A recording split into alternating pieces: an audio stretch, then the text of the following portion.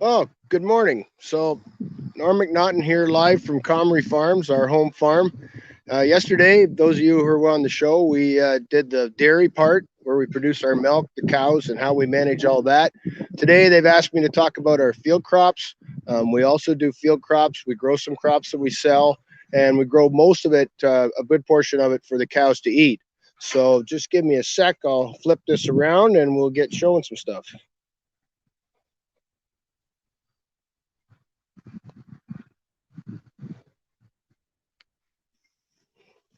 Okay, let me see if I can make this like I like it. All right, outside the barn, what you see behind the barn, that green is alfalfa and grass.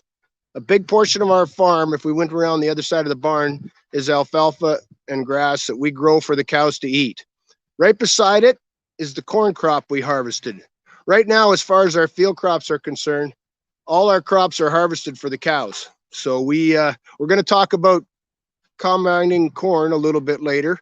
I don't know if I can get that much, but when you look over there, as we took the corn crop off, we took the whole plant and processed it for the cows. What we have left standing over there is the corn we didn't need, and we're going to combine that, and that will go and be sold to the mill and used for many different products, from feeding cattle all the way through to ethanol and the gas that we use in our cars. So what I'll do is just try to slowly go around here outside the barn. What we see here is this big white plastic bag that we store corn silage in. So like I said, it's the whole plant. Let's bring that back. Okay. When we go over here, just for a sec, I'll show you. This is the outside of the barn. You can see the curtains that we talked about yesterday where the cows are inside. Out there's their pasture by the road so people can see them. This is the corn silage. That was last year's crop. It's all ground up into fine. We use a harvester to do that. And during the summer, we harvest that in September. During the summer, we harvest the hay. You see those three really tall structures in the background? Those are called silos. The big tall one, we have our haylage in it. We harvest the whole plant again, cut it fine, process it. And then the two smaller ones also have corn silage. We use the bag because we don't have enough room or storage for corn silage. So that gives us extra feed to feed the cows.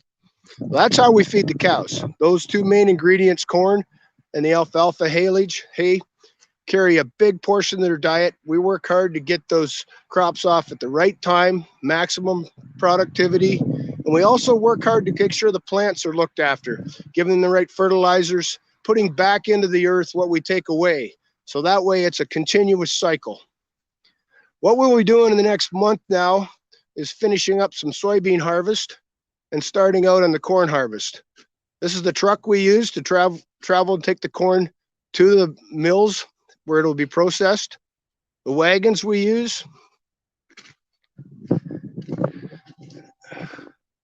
And we're moving up to this structure ahead of me, which is not a structure, it's a piece of machinery, but that's the combine. This is one of our tractors we use. Takes a lot of horsepower, not horses, but horsepower. These tractors, we need one to run the harvester to grind the feed up and chop it. We need another one to blow it all the way up into the air. That silo is, I was going to say it's 90 feet, 100 feet in the air, but I'm supposed to use meters. What's that, 30 meters or whatever? But anyway, it's a long climb when you go open it up. What we're looking at now is our combine, okay? I might, if I can do this right, show you just how big this piece of machinery is. I don't know if you can see me, but here I am at eye level, and I'm not anywhere close to where it is. Now, these pieces of machinery are not too tall that they can't go under things on the road, but they are massive. Here I am standing beside the tire at eye level. It just goes to show you the size of these pieces of equipment. What I'm going to try to demonstrate is what it does in the field, okay? When you look at this, if we go in and zoom in a little bit, these are called stripper bars and a gathering chain. So the corn, there'll be all these rows of corn. And I back up, see the different rows on the combine. and they're all planted in rows.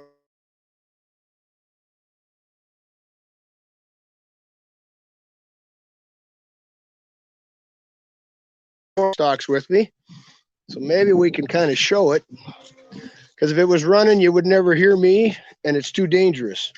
Okay, so this would be a corn stalk standing there, and as the combine comes into it, it gets up into there. Then what happens is this: the cob is taken off the stalk and the stalk is left, and the cob ends up in there. All right, and after the cob's in there, the leaves are taken off, and in the machine we get to this part. As it feeds through, it goes up through here. That cab up there is where we drive and manage it. This is the main components, which is all covered up. I can't show you too much, but up top you can see that sticking out. That is what we call the bin, where the corn ends up going. But as it goes through here and goes through the sieves, concaves, and all these different things, it breaks the corn down. And what happens is the corn stalk, which is right here, is left standing in the field. The husks, which are on the cobs, are here, and then you can see the cobs. That is what is the corn stalks left sitting and still rooted in the ground. Everything else is thrown out by these spreaders.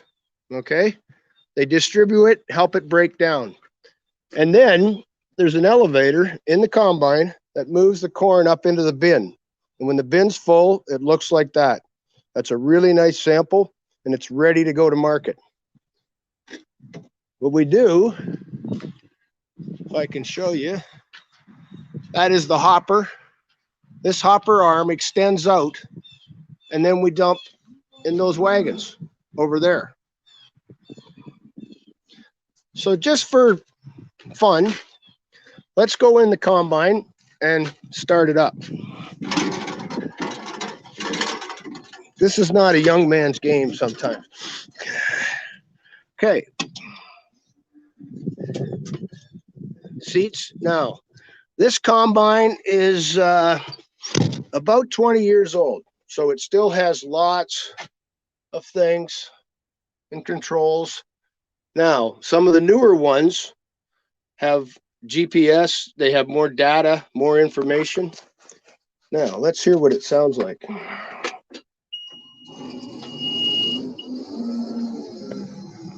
That there making noise is our crop monitor.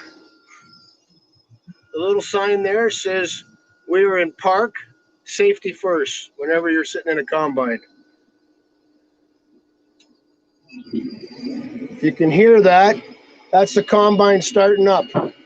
All the sieves, it shakes in there, everything it takes to break the corn off the cob. And then our header that we call, I just engaged. See if I can get that. You can see how fast those work, pulling the corn stalks in, auger them into the combine. Now, this is a safety feature on all combines. When I get off the seat and go to leave the combine,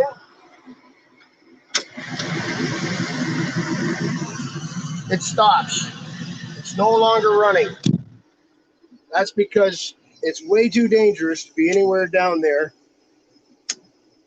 near those.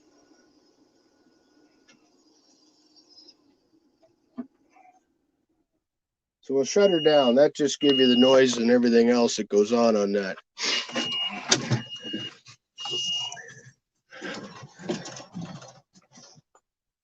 Fairways down. One thing I'd like to mention is, and this is something that farmers always deal with, is these combines are large. They take up their half of the road. They don't move very fast, and we do have to go from farm to farm. And we appreciate the public when they understand that and slow down and let us get from farm to farm. I know we're not moving as fast as cars, but when we're harvesting, we will start, mid-morning and go till 10 or 11 o'clock at night. We put long days in. When it's time to harvest, you want to make sure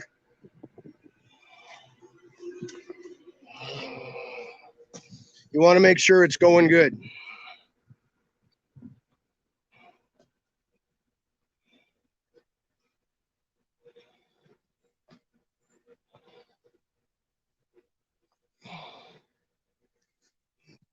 Okay, how much does it cost to buy a combine now these days? Sorry about that. I was turned off on the question thing. Combines cost $500,000, 500,000 or higher. I mean, it's the investment in combines and equipment is incredible. The tractors, we looked at 250,000. So that's one of the reasons we don't have all new stuff. We put our money into the robot and use that. So the other thing I could mention is we use the combine to harvest wheat and soybeans. So as opposed to the corn we have on the ground, when the soybeans get harvested, this is what's left. All right. And the soybeans end up in the bin just like the others. I got a question. Happens rotten corn. Okay, what happens if rotten corn? If the corn's not the proper size, the kernel, it goes out the back. What the combine does is it sifts through and keeps the good product and up, and we set it. It's our job to keep on top of it if we think we need to set it and make the sample a little cleaner. The second part is when it goes to the mill, they separate it again. So any corn that isn't up to grade gets graded right there. And for us, we get less money if we bring a bad product in. That's why we get back to it's so important that we harvest at the proper time. How many corns approximately do you produce for month of October in your farm? Corns, well, there's thousands of corn stalks in the farm. Okay, we grow about 150 acres of corn. So we'll be 5 or 6 days harvesting that. We'll bring off 200 to 300 ton of corn when we go to market with that. And then we sell it sometimes as soon as we take it off, sometimes throughout the year. I love questions.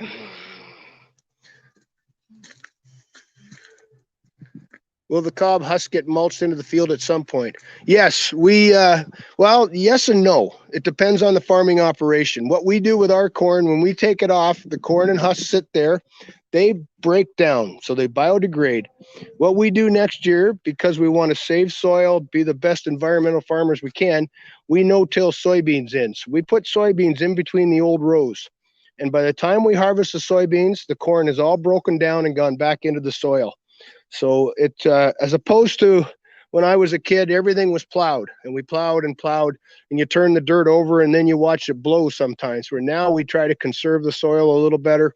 We try to use no-till wherever we can and what makes sense. And we let the crops break down. It's a continuous cycle. If you look over there, you can see some more equipment. It's unfortunate right now, all our harvested equipment has been cleaned, greased, washed, and oiled, and put away for next year. Samantha wants to ask how many tractors you have. We have 1, 2, 3, 4, 5 tractors. A couple of them are a little bit old, as old as I am, but they work really well. So, but we have 3 main tractors that do most of our work. They're not new by any means, but they've been so well made. We maintain them. It's no different than cars. You have to change the oil, you have to look after them and do all the jobs. We require that many tractors to get our work done.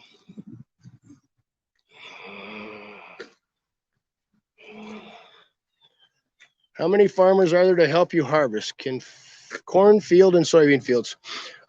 We do our own. And so my one sons help us. I have a cousin who likes to farm. He has a job off the farm. So he comes in when he's done work and helps us. So we do it ourselves. Farmers tend to do their own unless the farming community is a tremendous community. If somebody has a health concern or a problem, people go and help them really quick. But everybody generally is set up to do their own or they hire it done. There are people that do their own and work in the custom business, we call it. We have a lot of our planting is done by a custom operator. They come in with a great big air seeder and plant most of our crops. We only plant our alfalfa and our corn. And the reason for that is we only have time to do so many things in a day. So we focus on getting material or the crops needed to get the right feed for our cows. Just on a side note, that's a tank there that brings in the supplement for the cows. So when we try to give them a well-balanced diet, we have all our alfalfa hay, we have our corn, and then we balance it, and there's a pelleted feed in there that goes in. Cole wonders, how long would it take you to harvest corn from a whole field? It depends on the field. If the field's small, we can do the field in 1 day. If it's 100 acres, we're going to be 2 days, maybe 3. Now, the other thing that's really important to say is this combine, even though it might look pretty big, is small. They don't make them this size anymore almost. They're all bigger. So big combines can go in and do a really big field and cover a lot of ground in a day if we don't have a breakdown. We always say at the start of the day, hopefully we'll get this much done unless we have a breakdown. Then everything changes. You have to stop and fix. And you also have to be aware, we have to always be thinking in the back of our mind to be safe. Sometimes farmers have a bad habit of working too hard and not stopping and taking a break. And so it's important we don't push ourselves too much. We always say that day when it rains is a day to catch your breath and fix some things and take a break, because when the weather's right, everything, the wheels are moving, as everybody says. When did you start this farm, and do you get to go away on vacations? This farm, I'm the fifth generation, apologies. My boys are the sixth generation. We actually have a seventh just born this year. We do take vacations. We have to have, like, we try not to go away in the busy times with planting, harvest, and that. And so you try to get away when you can. And then the others have to do a little bit more. We have a girl comes out from the city and works for us a little bit and helps with the calves that we raise. So but we do get some time off. But I guess deep down we like to work, and that's why it works. Because if you don't put the effort in when it's needed, it's no different than being in school. When you have a test, if you don't study and work hard to learn stuff and pass the test, it's tough to move on. And it's the same in farming. We have to do a good job at the certain times of the year so we can move on to the next year and pay our bills and keep our head above water. We do it because we love it. That's part of it. And I think we need to remind people that we care. We care about the environment. We care about where we fit in and what we do. And we don't do things to harm things. We need the farm to keep going for other generations. And so we try to put back into the land and keep it healthy and usable for the next generation. The old saying is, you try to leave it better than you found it. I don't know if my feed will stay. We maybe look down in the shed.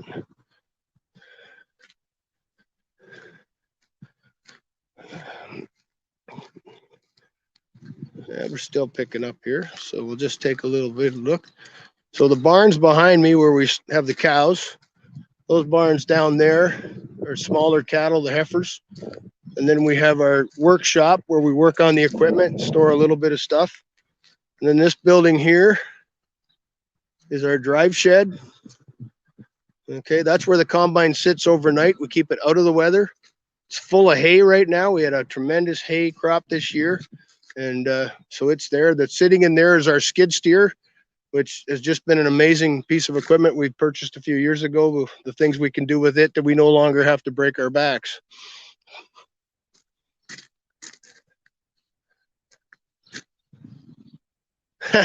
I'm not the best farmer, buddy. I just do my job and work hard like everybody else. I'm not the best farmer by any means, but we try to get better all the time, and we try to learn. And we use science, we use technology, and we keep data and lots of records on what works and what doesn't work, so we can make the best decisions going forward. And there's lots of us like me. I just happen to be the one on the video call today, but I'll thank you for your kind words and pass that on to other farmers.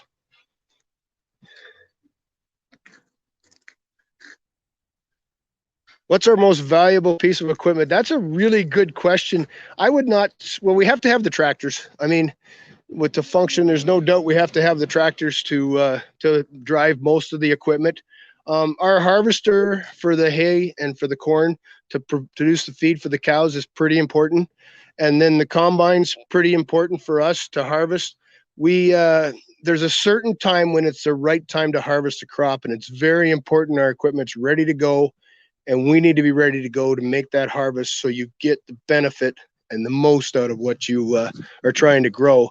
So I wouldn't call one piece of equipment. I think there's two or three, and that's what we focus on. I mean, people that run bigger operations also have the planters and that, and we don't do all of that. We hire some of that done, and that's because in the spring of the year we're busy starting to take hay off and do that, and there's only so many days in a year.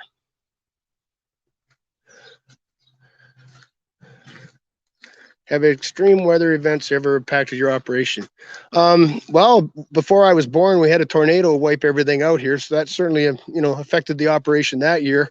But yeah, we've had hail, we've had some things. We consider ourselves very, very fortunate that we haven't had anything. I also believe we have dry years, but not incredibly dry. We live in a part of the country here, kind of in the middle of the Great Lakes, where we're very fortunate that eventually we do get some rain. So some years are drier than others. Some years are wetter. High winds always concern us. We had some corn that bent over a little bit, but we watch for stuff like that, and we look at different types or varieties of corn to grow that can withstand those things. And so those are the things you're always making a difference. But extreme weather is always in the back of our mind, and when a storm's coming, you just hope for the best all the way around for cattle, livestock, and humans. And unfortunately, we sometimes look at it in that order of the cattle, livestock, and humans, and we forget to put ourselves at the first part. But anyway, I don't know if you can see, my boys are really camera shy, but they just brought the trailer back. They were moving some cattle around down there, so they're unhooking it. And that's another piece of equipment we keep going here with our livestock operation. Let's ask you, do we add anything else to feed the cows? Yes. Minerals, okay, but it comes in a pelleted form. So they actually bring in sometimes a little bit of corn in that pellet, but they add a lot of minerals, byproducts like that, because we need to balance the ration. When you're feeding cows, it's no different than you'll get told you need a balanced diet. You have to have all the different food groups, and part of that, it's the same with a cow. And the big part of it is the minerals, is getting their calcium and all their different minerals, phosphorus and that at the right levels. So what we do is we sample all our crops when we take them off, and then we take those results from the samples, and we'll have different levels of protein, calcium, and all the different minerals and different parts that make up the crops. And then we break it down, and the cows need a certain amount of energy to keep themselves in good shape. They need a certain amount of protein level in the crops, and wherever we're lacking, we'll add some protein. Sometimes you take the soybean, which becomes a really good protein source, and that'll get added into our mix to make sure the cows get enough protein. There's been enough data and research now that they know what cows need so they can lead a healthy life. And so we need to make sure we provide that balanced diet for them.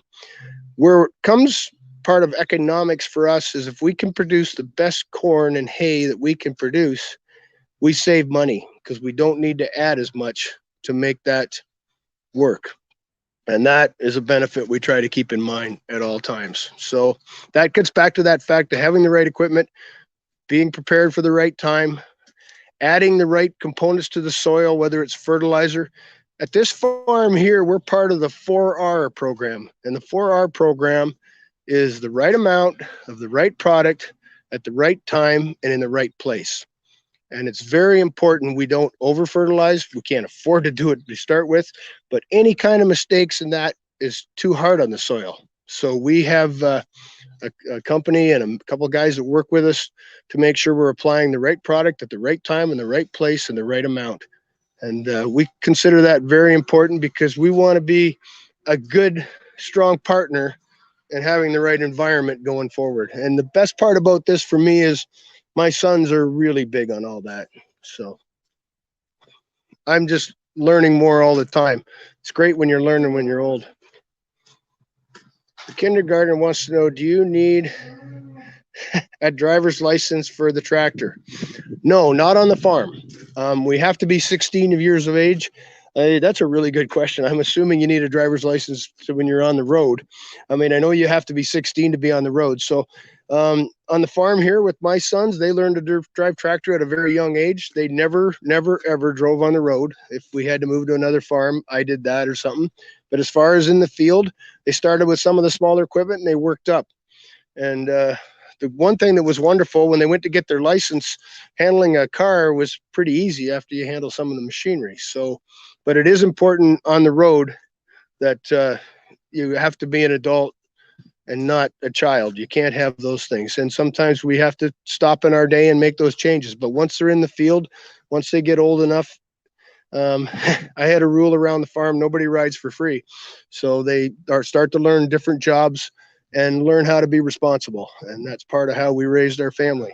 And that's part of how we'll raise our next generation too.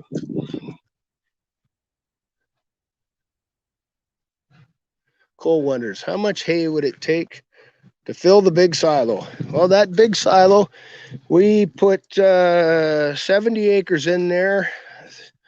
Well, it'd be twice, because then we ended up with a bunch of big bales. We can't, it was too dark in the shed, but we make great big bales of hay that are 4 feet by 7 feet, 4 feet, a rectangle. So 4 by 4 by 7. We don't need all those bales. We need a few of them, but the ones we don't need, we will sell. And right now we're working on, we need to send some of those out west. It's been really dry out west, and some of our neighboring friends out there, or, farmers, they're not neighbors, but farmer friends need some feed. So we need to help them out. So we're looking at programs like that, and then we'll sell some. Some of that hay will go down into the US and some of the drier spots. So it is also, they call, the hay, when we grow corn and soybeans and some of the wheat, a cash crop. We just always joke that we don't always see that much cash. But it's a matter of making sure you watch your input costs and try to market it at the right time to become a positive. So it's a positive cash flow. And that's all part of being part economist and part financial wizard when you're farming. So we have a lot of responsibilities. We break it up. My one son handles a lot of the finances. I tend to do most of the machinery, driving and feeding the cows. And my other son does a lot of maintenance. So everybody has their role, and we're able to back each other up.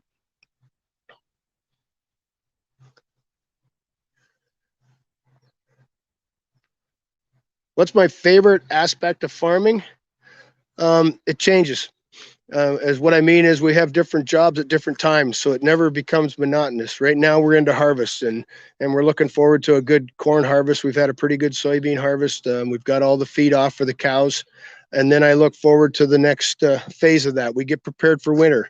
And then that's what I probably love the most is we know we have things we have to do to make it all work. And so there's not really one little thing sometimes. I mean, I enjoy driving the combine. Then after 10 hours, you're like, okay, but it has to be done. So we keep going. But as far as one particular thing, I think it's the fact that it's a culmination of a bunch of things that really appeals to me.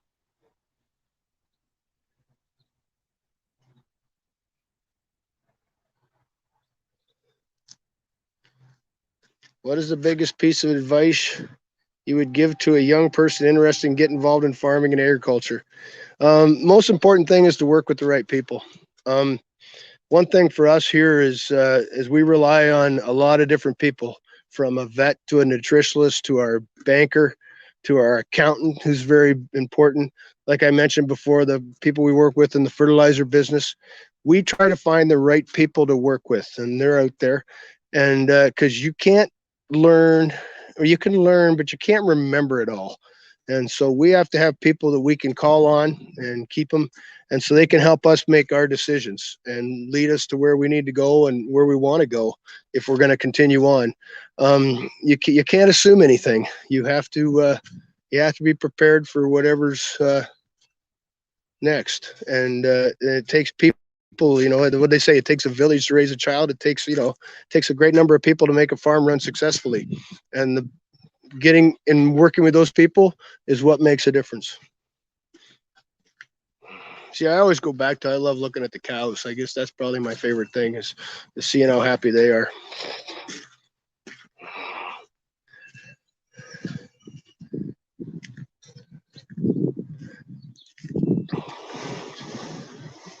Crystal wonders, why does combine harvester have spikes at the front of the truck?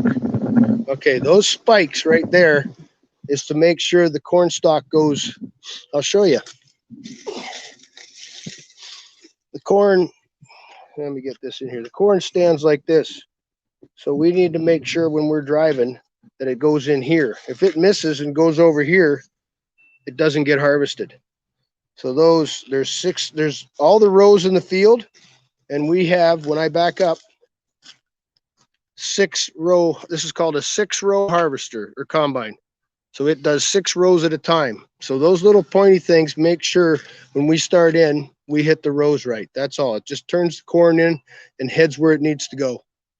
The other thing about that is you need the guy planting it to do a good job. So it's all laid in 6 rows, the same amount. So it's all about timing. And when we drive these things, we're driving about, well, it's 3 mile an hour, 3.5 mile an hour. So what's that, 7 kilometers? I don't know. It's not, doesn't sound very fast, but when you're in there and driving and the corn's coming at you that fast, it's pretty fast. So you need those little things to make sure the rows go where they're supposed to.